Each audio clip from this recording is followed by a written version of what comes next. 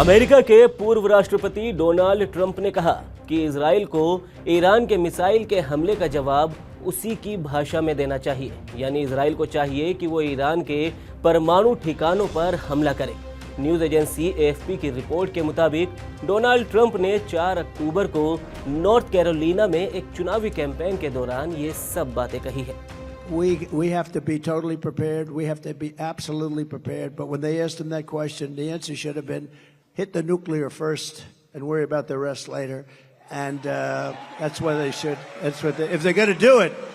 If they're going to do it, they're going to do it. But we'll find out whatever their plans are. But great question. हालांकि Trump का यह बयान अमेरिकी राष्ट्रपति Joe Biden के बयान से ठीक उलट है।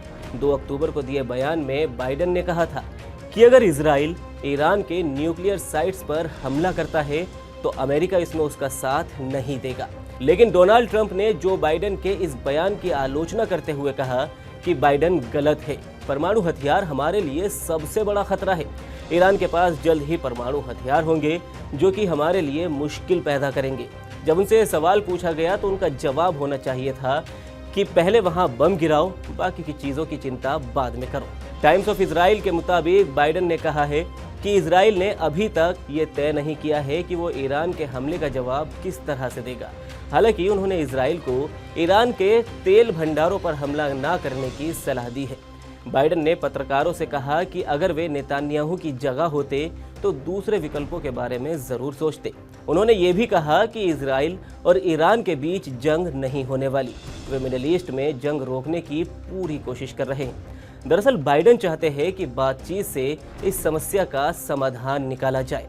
The Israelis have not concluded what they're going to do in terms of a strike. That's under discussion.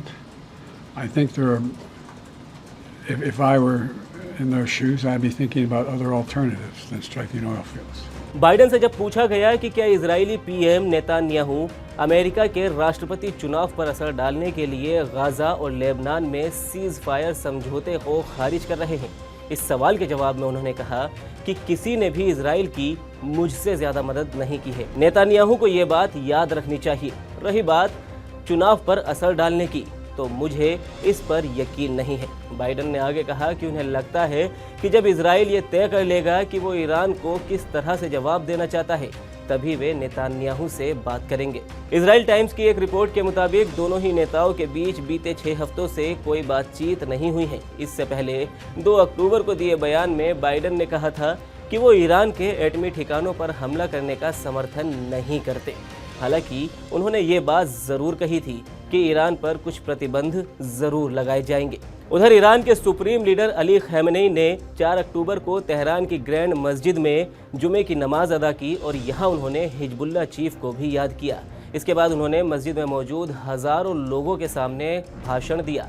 खamenei ने दुनिया के मुसलमानों को दुश्मन के खिलाफ एकजुट होने की अपील की है। इजराइल का सामना करने के लिए खamenei ने अरब देशों से साथ आने की अपील की है। उन्होंने कहा है कि इजराइल का खात्मा ज़रूरी है। 1 अक्टूबर को इजराइल पर हुआ मिसाइल अटैक बहुत छोटी सज़ा थी, ज़रूरत पड़ी तो उस पर फिर से हमला किया जाएगा। उन्होंने आगे ये भी कहा कि इजराइल कभी भी हमास और हिजबुल्लाह को नहीं हरा पाएगा। खamenei के भाषण के कुछ अहम बिंदु भी आपको यहाँ बता देते हैं। खamenei ने कहा कि दुनिया के मुसलमान एकजुट हुए तो अल्लाह की ताकत जुड़ेगी, दुश्मन हारेंगे। मुसलमानों में दरार डाली जा रही है। मिडिल ईस्ट में हमारा एक ही दुश्मन है। हर देश को हमलावरों से अपनी हिफाजत करने का हक है।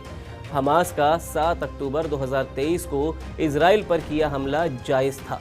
विदेश मामलों के जानकारों का मानना है कि इजराइल ईरान की राजधानी तेहरान, इस्फहान, होर्मुज़गन, तरबीज, बख्तारन, खुरमबाद और शिराज को निशाना बना सकता है। इसकी वजह है कि यहाँ पर ईरान की न्यूक्लियर साइट्स यानी एटमी अड्डे मौजूद हैं। मिडिल ईस्ट मामलों के जानकार प्रोफेसर वली नसर का कहना है कि अगर इजराइल ईरान पर हमला करता है तो उसे अमेरिका की मदद की ज़रूरत होगी।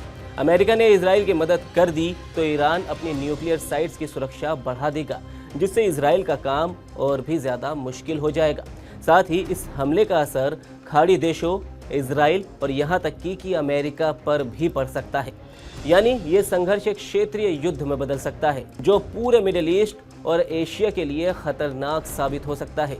इजराइल और ईरान की जंग और जो बाइडन और डोनाल्ड ट्रंप के बयान पर आपकी क्या राय है? आप भी अपनी राय हमें कमेंट सेक्शन में ज़रूर बताएं। बाकी देश और दुनिया की तमाम खबरों के लिए आप देखते रहिए TV9 डिजिटल।